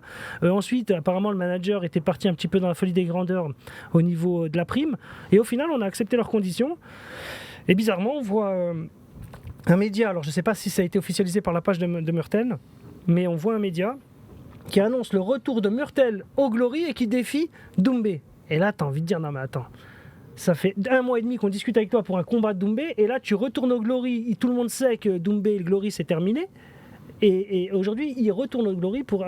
Si c'est pas pour surfer sur le nom de Doumbé, je sais pas pourquoi c'est fait, parce que c'est un combat qui est tout simplement impossible. Donc Murtel fait partie des mecs qui ont clairement refusé Doumbé. Donc ceux qui connaissent pas Murtel, c'était l'ancien champion du Glory, c'était le mec qui se faisait la guerre avec Doumbé là pendant quelques temps. C'est un mec très solide. C'est annoncé et du coup affaire réglée. Je veux qu'on passe sur un autre sujet rapidement parce qu'en fait le temps passe très très très vite. Le MMA GP, vous l'aurez compris, donc c'est le 4 mars, c'est quelques heures avant un autre événement qui se déroulera du côté de Las Vegas aux États-Unis. C'est le combat du siècle pour le sport de combat français, puisque jamais on aura eu un espoir aussi proche d'une ceinture mondiale sur un sport de combat majeur, ultra diffusé, ultra exposé, etc. Enfin, en termes d'impact pour le sport français, le combat de Cyril Gane contre John Jones, c'est peut-être un des plus gros trucs qui peut se passer dans notre histoire sportive. Toi qui es dans le MMA depuis de nombreuses années, Abdel, qu'est-ce que ça représente pour toi qui a commencé en tant que pratiquant, en tant qu'amateur de MMA qui regarde les gros événements, etc. Le jour où on t'apprend, putain, il y a Gane contre Jones, il y a forcément ta casquette d'organisateur du MMAGP qui dit c'est la date pour faire mon MMAGP, mais en tant que fan de ce sport, en tant que passionné, est-ce que tu t'es dit que c'était possible et qu'est-ce que tu penses de ce combat ? Déjà avant, moi je pensais parce que ça switchait quand même, si vous avez suivi, on parlait quand même d'Ngannou Jones juste avant, si je dis pas de bêtises, et ça a switché parce que Ngannou on savait qu'il était sur une sortie potentielle, et c'est vrai quand on m'a annoncé Cyril Gane face à Jones, j'ai trouvé ça super parce que je pense que c'est aussi un super challenge pour Cyril Gane. Si j'avais moi Jones c'est un mec super solide, d'accord, très solide, il l'a prouvé en dehors de ses décadences de vie. Moi j'ai l'habitude de dire c'est le boss final. C'est vraiment, c'est comme ça que je le vois un peu. Je pense que c'est des combattants les plus solides de ces 5 dernières années. Quand tu dis solide, tu fais allusion à quoi, genre, en mode solide, quand il prend des coups, il tombe pas. Alors non, moi, quand je dis solide, c'est une solidité globale. Tu sais, je parle de la matière. Donc ça veut dire que ce mec-là, c'est un lutteur. Il a un striking de folie. Il a un coup d'œil de dingue. Il est capable de... Ouais, il a un timing fou. Il est d'une dangerosité et d'un vice incroyable. Donc ça fait beaucoup d'ingrédients. Et pour ce combat-là, moi, si je devais donner, si tu veux mon avis sur ce combat, moi, il y a 2 critères à prendre en compte. C'est, pour ceux qui ne le savent pas, mais c'est que Jones change de KT, donc il monte en poids. Et ça fait quelques années qu'il n'a pas combattu suite à des problèmes de dopage. Voilà. Et donc, tout va dépendre de la forme de Jones sur ce coup-là. Donc, c'est les critères inconnus qu'on a. Mais maintenant, aujourd'hui, moi, Jones, c'est beaucoup trop solide. Enfin, si je devais donner quelque chose, je donnerais un 60-40. Hein. Ah, pour Jones, ouais, plutôt en mode décision. Même si j'aime beaucoup Gane en tant qu'athlète, il a innové, hein, Gane, on peut dire ce qu'on veut. Mais je pense qu'il y a quand même il va y avoir un souci de puissance. C'est vrai que Jones aura jamais sans doute affronté quelqu'un qui bouge comme Cyril Gane, c'est ce que disait Daniel Cormier. Toi qui es préparateur physique, Yann, justement, tu peux nous expliquer, est-ce que quelqu'un qui monte de catégorie de poids, qui prend 2 ans pour le faire, c'est une façon de bien le faire, c'est trop long, il peut perdre le rythme. Tu peux nous dire vite fait comment ça peut se passer ? Après, tout dépend de comment il fait ses cycles, tu vois. Donc ça veut dire s'ils ont l'habitude et s'ils sont intelligents, ça peut bien se faire. Donc pas d'inquiétude, parce que après je pense que vu l'expérience qu'il a, je pense qu'il a une grosse équipe derrière lui. Ouais. Donc là on n'est pas sur des débutants, des amateurs et tout. Donc là on parle de précision. Donc sur ce coup-là, je m'inquiète pas plus. Ah, pour toi, 2 ans. Et justement, c'est le temps qu'il faut si tu veux monter dans les 120 kilos. Après, oui, bien sûr, ça se fait. Là, c'est largement. Ouais, donc, parce qu'il faut prendre la masse. Après, il faut habituer son corps à la masse. Il faut habituer son corps à bouger. On a pris du poids. Il faut faire de la force, de la vitesse, de l'endurance, de l'explosivité, être précis, travailler tout ce qui est du neurologie, mettre en pratique les cycles d'endurance, gagner en cardio, travailler sa force, et ensuite aller vite en fin de cycle. On décharge tout et boum, ça va vite, on lâche les chevaux. Donc vite, ça peut prendre 2 ans pour monter de catégorie. Sachant que je pense que c'est quelqu'un qui il a jamais arrêté de s'entraîner, je pense. Si tu peux pas, vu son physique et tout, même quand il fait des apparitions, il a pas l'air d'être gras, gros. Je pense que ça va le faire pour lui. Hein. Ouais, là on voit un physique de John Jones beaucoup plus développé sur le haut du corps, toujours ses jambes très très fines, très très longues, un physique qu'on connaît pas trop en fait chez les poids lourds, parce que pour le coup là c'est il est en V majuscule genre. Non, moi je pense que là ils ont dû mettre des super cycles et franchement 2 ans t'as largement de te préparer et faire ce que tu faisais pas, mettre les ingrédients que tu faisais pas. Donc je pense que là ça va être un beau combat, hein. Même si moi j'aimerais bien qu'un Français gagne forcément. Donc moi ça va être pareil, 60-40. Hein. La clé du combat pour vous c'est le sol, c'est ce que beaucoup de gens disent. Si je devais donner moi moi j'irais j'irais pas sur une soumission, si peut-être après soumission de force, parce que je pense que Cyril est quand même compliqué au sol quand même, mais une Khabib, hein, on n'est pas à l'abri, hein. Un grand endpoint calé contre moi c'est un peu comme ça que je le vois. Si on est stratégique, ça va frapper fort debout, ça va aller très vite au sol. Moi c'est comme ça que je vois je pense que Jones n'a aucun intérêt à rester en face debout, parce qu'il ne faut pas oublier que Cyril a cette faculté à se déplacer assez rapidement. Moi je pense qu'il y a un manque, c'est pas une critique, mais qu'il y a un manque de puissance par rapport à son poids. Il y a un problème il y a un rapport poids-puissance quand même dans je veux dire, il ne frappe pas, pour moi il a cette faculté à monter les jambes très vite, tout ça, tu peux très vite prendre le tibia dans la bouche et c'est vrai que ça peut ou bien même prendre un type visage très rapidement, mais j'ai l'impression qu'il y a ce manque de puissance pour terminer sur ce coup-là. Souvent il y a besoin de ce travail avec Cyril de terminaison, on l'a vu, hein, j'invente rien là. Et le problème et c'est un peu l'inverse avec Cyril revient d'une main cassée en plus. Et en plus, alors il y a blessure, donc je pense que ça l'a limité dans ses entraînements. Ça peut être du 50-50 parce que après il y a l'âge aussi, hein, parce que il a 35 Jones, parce que tout le monde se dit l'âge, mais il est pas vieux, il a percé tellement jeune. Après je pense que c'est le bon timing pour capturer Jones aussi. Je pense c'est pour ça, donc c'est vrai que c'est du kit ou double quand même. En fait c'est un intérêt pour les deux, c'est le combat à ne pas refuser de toute façon pour les deux, parce que c'est super retour pour Jones. Il était mort, hein. Jones c'était compliqué, hein. Moi personnellement j'y croyais plus, je me suis dit c'est de l'intox, c'est juste histoire d'eux, il y a une espèce de fantôme qui plane, qui sera toujours là, mais Ça fait un peu comme McGregor. Si tu regardes. Ouais, T'as un vu petit peu. McGregor il y a un Et là, moment, pour quand l'instant, tu les regardes- deux reviennent cette année. Hein, donc, Exactement. Si il s'est bien entraîné, tout va bien se passer pour lui. Après, il y a le facteur, de l'âge. Moi, je pense qu'il est jeune, 35 ans, ça va, mais tu le sens quand même. Toi, justement, en mode prépa physique et tout, pour toi, c'est quoi le meilleur âge pour un combattant de MMA? Beaucoup de gens disent c'est dans les 32, 33, 34, 35. T'es plutôt d'accord avec ça? Bah en fait, après, je pense que tout se rejoint un petit peu comme un peu dans tous les sports. Ok. Généralement, là où tu es vraiment au pic de ta forme, c'est à la trentaine. Donc, Ok. franchement, moi, je dirais entre 27 et 36 ans. Franchement, Ah, ça fait un bon presque 10 ans. Où tu peux en être fait, très tout chaud, dépend quoi. comment tu gères ton hygiène de vie. En fait, je prends un exemple, je sors du contexte du MMA, mais quand tu vois un Cristiano Ronaldo ou un LeBron James, par exemple, lui, LeBron James, il met 1 million d'euros. Sur son corps chaque année. Ah ouais, tout ce qui dit soins, etc. Donc, si tu es un combattant et que tu fais tout ce qui est nécessaire pour les soins, tu manges bien, tu dors bien, tu es un nutritionniste, un Tu fais comme Mbappé recommande. tu fais comme Ouais. Mbappé, tu fais comme Cristiano. Bah, c'est un- En c'est un fait, bon exemple. l'objectif, c'est de durer dans le temps. Et voilà, c'est un métier. C'est ton métier. Donc, tu mets l'oseille et tu récoltes les bénéfices. J'ai d'autres questions qui sont un peu plus tordues, mais du coup, je sais comment bien les tourner. C'est que, en fait, tu vas forcément être objectif sur ce type de questions, Abdel, parce que t'as pas forcément d'engagement là-dessus. Aujourd'hui, toutes catégories confondues, pour toi, c'est qui le meilleur combattant français? Là, tu peux pas te griller parce que Non, franchement, a priori, il y en a pas un chez toi, donc Ouais. tu vas forcément rendre hommage un peu à un confrère, forcément, ou à une autre Non, salle ou un autre après, on est combattant. réaliste. Hein. Saladin, aujourd'hui, tu as Saladin qui. On peut dire ce qu'on veut. Hein. Le C'est- débat, il est à 3. Il est entre Saladin, entre Mansour Barnaoui Voilà, j'allais et dire Cyril. Mansour. Et puis, alors, pourquoi je parle pas de Cyril tout de suite? Parce que Cyril va arriver et va faire partie de ces trois. Même si aujourd'hui, moi, j'en suis persuadé, quand Cyril parle, pour moi, il ne dit pas de conneries. Tout le monde rigole en se disant il buzz.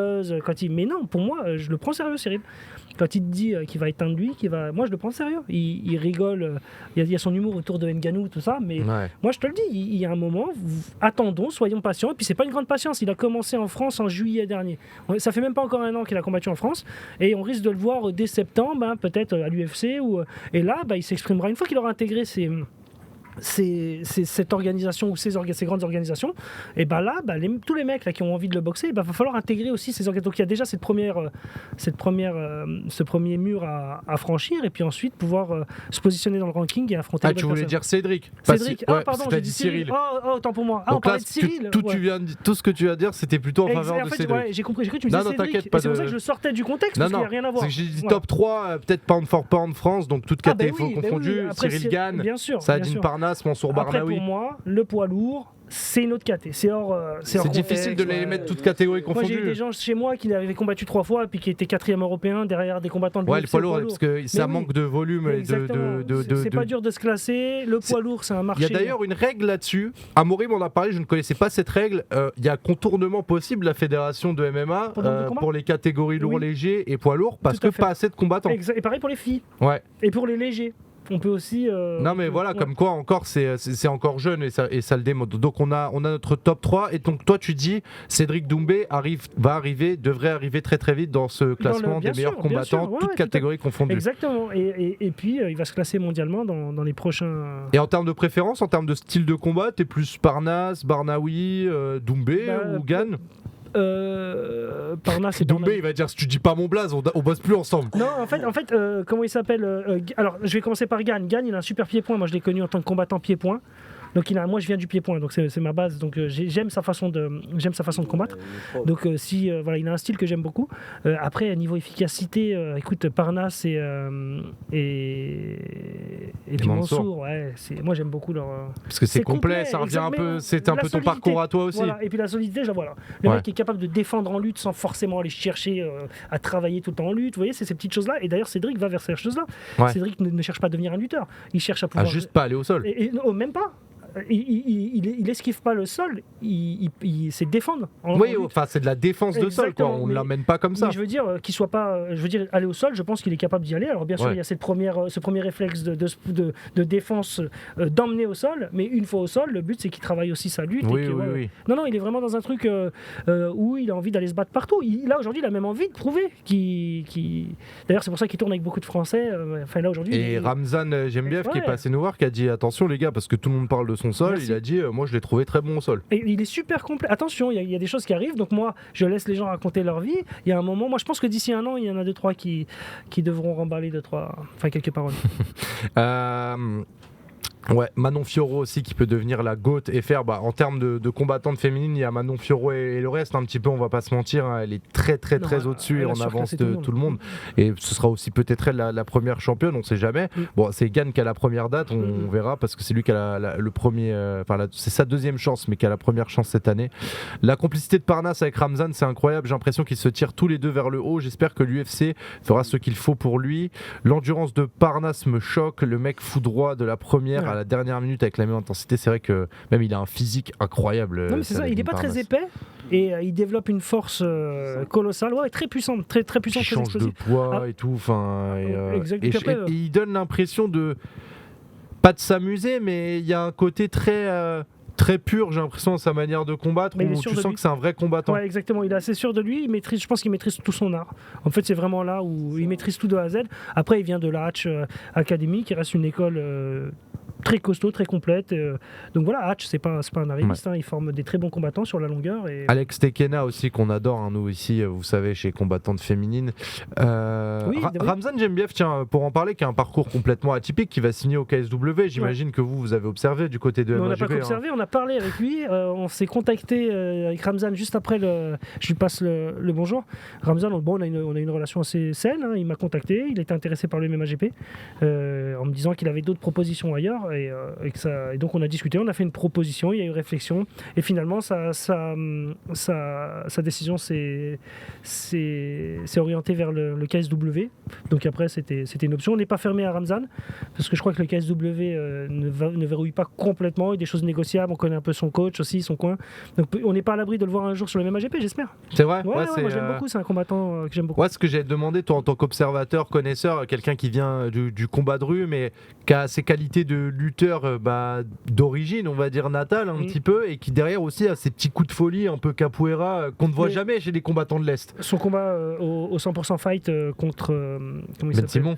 Ouais, exactement. Le salto avant sur. Attends, le travail, il a répété son film, il a fait exactement. C'est un film d'action. Voilà. Pour moi, il avait son truc en tête, boum, il l'a mis en application, il a fait ce qu'il voulait, voilà. Et là, ça prouve une solidité, comme je dis. Et non, il est assez impressionnant ce garçon. Après, on va voir ce que ça donne sur les autres, sur une gamme, parce que là, il va monter de gamme en allant au KSW, tout ça, ça va être différent. Donc voilà, on va voir dans la durée ce qu'il va donner, mais excellent combattant. Je te pose une autre question sur un dernier combattant. Après, je serai obligé de vous libérer parce qu'on doit jouer la première diffusion en live sur Twitch du film RMC Sport Gann contre Jones face au monstre. On vous fait un énorme portrait de qui est John Jones, parce que si vous avez connu le MMA avec Cyril Gann par exemple sur les dernières années, vous avez pu passer à côté de qui est l'un des meilleurs de tous les temps, John Jones. Oumar Sy, qui a annoncé depuis ce matin à l'UFC, qui lui aussi est au KSW en lourd léger. Je savais pas, tu vois. Je t'apprends une news. A priori, chose à confirmer, mais tu sais, à partir du moment où ton contrat est signé à l'UFC, automatiquement ta page apparaît sur leur site internet et tu as un petit compte Twitter qui est relié en temps réel à la base de données des combattants de l'UFC qui s'appelle Roster Watch. D'accord, qui a annoncé que Oumar Sy devrait rejoindre l'UFC. Donc c'est un combattant français qui évolue au KSW que vous retrouverez sur RMC Sport. En plus de Ramzan, il combat ce week-end. Ne ratez pas ce combat, je pense que ça va être une dinguerie, parce qu'apparemment KSW ils ont déjà tous peur de lui. Alors que pourtant ils ont vraiment des boissons qui font que normalement ils sont super déter. Donc ça boit que sec là-bas, donc c'est bizarre. Non, Oumar Sy qu'on avait reçu aussi ici pour le documentaire À jamais les premiers sur l'UFC Paris. Est-ce que tu peux en parler rapidement pour ceux qui ne connaîtraient pas, combattant qui est qui est dans la catégorie juste en dessous des poids lourds, là où ça va vite et ça frappe fort. C'est une belle catégorie. Alors je le connais pas plus que ça, j'ai pas beaucoup suivi. Moi je te cache pas que ça fait depuis que j'ai lancé le MMAGP. Peut-être si Amaury est là. Peut-être qu'Amaury peut t'en donner un peu plus. Le truc c'est que moi depuis que j'ai lancé le MMAGP... c'est la transpi qui a lâché ça en premier. On leur fait le coucou, on sait que toi tu travailles avec eux aussi. Et que... c'est la famille, on discute tous ensemble, on est bien. Et... Donc la transpi qui a trouvé ça, ils sont très malins, ils ont les yeux partout, ils ont vu le truc, mais tu fais bien Kenzo, écoute, on va pas lâcher genre en mode c'est nous la source et tout, t'inquiète. Un V1 Sacha Abdel en main event de l'interview. Arrêtez de demander. J'ai vu passer ça, mais j'attendais à voir que tu valides. T'en parlais pas, je me suis dit. On n'a pas signé le contrat encore, Abdel. Moi, tu m'as dit pas de contrat signé. Amaury, envoie le contrat, Sacha. Ça peut se faire en 3 secondes. Amaury, il a la signature maintenant. Ouais, je sais. Puis en plus, Amaury, il peut le dire. témoigner du fait que j'ai call out Cédric Doumbé sur Instagram. C'est vrai. C'est vrai, d'ailleurs. D'ailleurs, t'es peut-être le prochain adversaire. Non, je demandais à Maurice, tu peux nous parler un peu d'Oumar Sy du KSW qui devrait rejoindre l'UFC. Donc info l'a transmis, qui a été reprise par d'autres. Donc je pense que tout le monde a fait la même vérification, à savoir aller sur le site de l'UFC, taper le nom d'Oumar Sy, etc., etc. On va voir ce qu'Amaury en parle, mais c'est bien, ça commence à se remplir la catégorie des lourds légers. Carrément. En plus à l'UFC, je trouve qu'elle est très ouverte. Il y a un nouveau. Oui. Le champion change à chaque combat. Ça fait 3 combats, 3 champions différents. Ouais. Et un Français, moi dont j'ai entendu beaucoup de bien, alors je vais le découvrir sur MC Sport parce que le KSW était pas facile à regarder avant qu'on arrive sur les droits de diffusion. Ouais, ouais, pas de si. bêtises, oui, ils sont déjà sur MC Sport, on l'a J'ai peur annoncé. d'avoir lâché une info. Non, on l'a lâché cette semaine. On l'a lâché cette semaine, Parce que moi, t'inquiète. je l'ai su avant. Ah ouais, non, mais et du coup, là, on demande.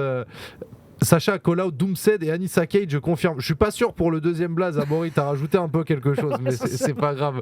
Ouais, typiquement, Amaury, ça te demande pourquoi, par exemple, vous l'avez pas recruté. Alors, Oumar Sy, c'est très prometteur, nous dit Amaury, j'aime bien. Mais cette KT light heavyweight, donc poids lourd léger et cruel, le niveau passe de très bas à très bon d'un coup à l'UFC.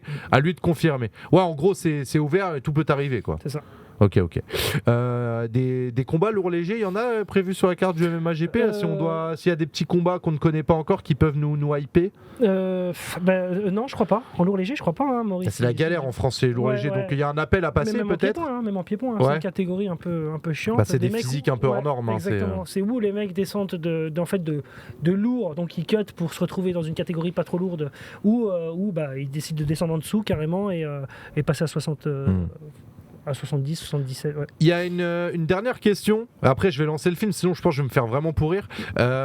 Virgil Hogan, qui est une sorte de petit nouveau phénomène que nous on avait reçu avant son premier combat à Arès, parce qu'on nous a dit faites-nous confiance, ce mec là il est chaud. Ce mec là est chaud du coup. Il a commencé chez toi ouais, c'est bizarre, hein. C'est un tremplin. C'est marrant parce que je vais vous dire, et d'ailleurs tu fais tremplin pour d'autres organisations mondiales. Parfois on te demande des combattants genre Cage Warriors et tout. Ouais, on discute un petit peu avec Cage Warriors, non, mais on a des on discute avec on a déjà eu KSW, le Brave, tout ça, on peut discuter, on peut faire des passes sans problème. Et donc Virgile, juste je fais une petite parenthèse. Ouais, pourquoi un seul combat chez toi? Mais parce qu'à la base on allait le signer en multi-fight et on a appris qu'il avait une proposition ailleurs. Alors c'est marrant parce que c'est le genre de combattant qu'on nous critiquait en off. On nous envoyait c'est quoi ce mec là encore, il arrive d'où et tout. Puis il y a plein de combattants comme ça qui sont révélés chez nous et puis qui après sont recrutés pas illégalement mais avec très peu de corrections. En fait ils vont puis ils leur offrent directement. Oui, moins de gentleman on va dire. Ouais, exactement. Ouais. Et ça c'est vrai que c'est un petit problème qu'on rencontre puisque vous voyez Eugène là tout le monde en parle. Eugen ça se dit. Hein, Eugen. Ouais, exactement. À l'allemand, il disait. Exactement, mais c'est Virgile. Moi, c'est un très beau profil. Là, il est sur une bonne lancée, donc ça va. Et ça, il y a juste que certains combattants qu'on arrive à faire évoluer. Alors, c'est vrai qu'il devait être sur l'événement du mois de novembre, le 17 novembre. On a décalé au mois de décembre, et entre les deux, on apprend qu'il est signé chez Arès. Bon. Après, c'est vrai qu'on n'avait pas d'engagement avec lui, on avait fait un one-shot, mais on était sur une discussion de multi-fight. Maintenant, il a fait un choix qui non, mais ça démontre qu'au MMA GP, les potentiels, vous savez les trouver bien mais comme nous, il faut. On va chercher des nouveaux talents, et ensuite, c'est simple, moi, je vous dis honnêtement, vous verrez le nombre de combattants qui sont contactés par mes concurrents directs français juste après mes événements, même les demandes d'amis, je vais pas citer de nom, mais de certains organisateurs directs. Tu vois, moi c'est pareil, parfois je ramène des combattants que personne calcule et puis d'un coup, une fois qu'ils sont passés ici, ils arrivent dans d'autres émissions. Exactement. Et c'est un peu le même principe, Et c'est vrai que ça, nous on révèle des gens, au moment où on les révèle, on nous pourrit la vie, on nous dit lui c'est qui, c'est quoi, c'est pourri. Et puis une fois qu'ils arrivent dans d'autres organes, on dit ouais, il est super lui. Et c'est un petit peu on est boycotté de toute façon. Honnêtement, on est boycotté. Pourquoi vous l'avez pas signé en multi-fight d'entrée, Virgile? Parce qu'il fallait voir ce que ça valait. On est franc, on est Vas-y. Au mois d'août, quand je débarque là-bas, parce que j'étais sur place, on a tourné un truc avec Manon pour une émission. Donc j'ai été là-bas et on avait pris un accord. Et on avait un accord, oui, ok. Alors problème de. Parce qu'il est jeune, peut-être aussi, je sais pas. Il faut, son management, on n'a pas. J'ai reçu. Moi, je l'ai découvert en affiche. Et à la base, le jour J, on est là. Ils me disent, il veut rester au MMA GP. Il a kiffé le MMA GP. Il veut combattre. Donc, je lui propose 3 combats. Et on avait juste à lancer le contrat, quoi. Et puis c'était ferme, quoi, main dans la main. On s'est serré la main. Et puis j'ai vu ce visuel passer. Et puis on m'a dit, oui, c'est parce qu'il pensait combattre en novembre. Et puis il a été un peu vexé. Mais bon, ça.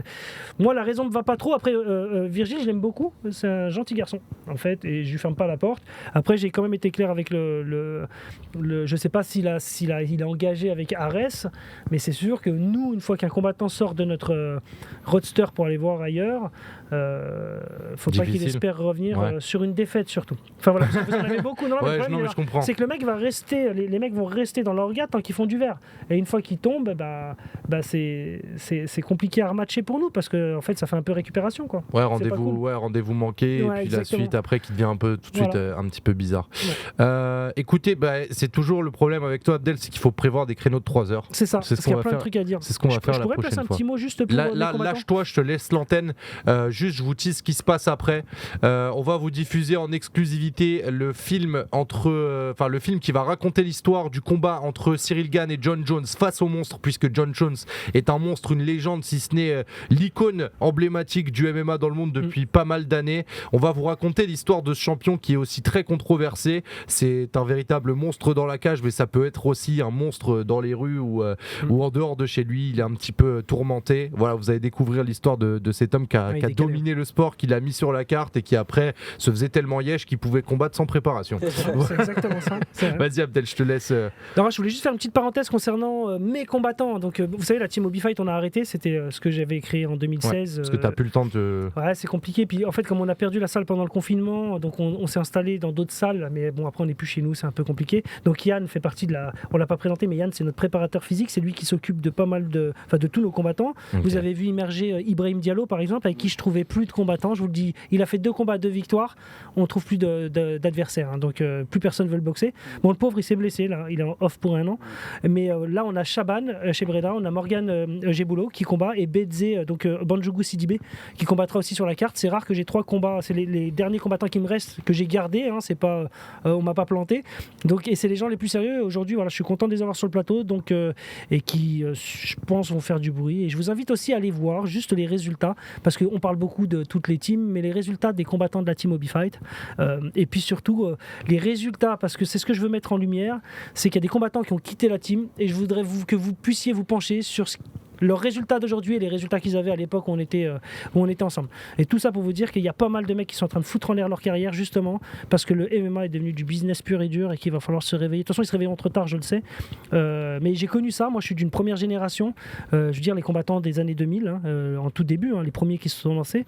Et je peux vous dire que j'ai été spectateur de tout ça et que c'est connu, ce truc où le combattant, après ses 3, 4, 5 premières victoires, a décidé d'être son propre coach, son propre manager, qu'il écoute tout le monde, qui va au plus offrant, et c'est comme ça qu'on fout en l'air une carrière. Donc voilà, je vous demandais juste d'aller voir, vu qu'il y a plein de journalistes maintenant, enfin des gens qui se sont improvisés, allez voir les stats des combattants de la team Obifight, ce qu'on faisait avec eux avant et ce qu'ils sont devenus maintenant. Et Amaury qui dit suivez-nous sur Insta, on ne vend pas de cosmétiques ou de blanchisseurs dentaires, mais on répond à toutes vos questions. Exact, il a entièrement raison. On est en famille et on reste la gouaille un petit peu de la MMA GP Family. Merci en tout cas d'être repassé, foncé. Et de toute façon, on va gratter quelques places à Abdel pour vous inviter au MMA GP au Zénith de Paris. On rappelle 4 mars, ouverture des portes cette fois-ci du coup, pour qu'on le précise bien. Comme ça, tu as le clip, tu peux t'en resservir. Voilà. Donc vas-y. Donc ouverture des portes, normalement, sera 18h30. Okay. Et puis on aura un début du show autour des 19h. Voilà, 18h30 maintenant, c'est acté, c'est noté, c'est sous replay. Merci beaucoup à tout le MMA GP qui continue de travailler fort pour faire grandir le MMA en France, comme toutes les autres organisations. Allez soutenir les organisations, prenez vos billets, amenez tout le monde. Ça peut se faire en famille. Hein. Moi, la dernière fois, j'y suis allé avec toute la famille d'un combattant, c'était génial. Donc voilà. Merci encore à Abdel et à Yann. Vous pouvez lâcher un maximum de feu et de cœur dans le chat. Donnez la force au MMA GP aussi sur les réseaux.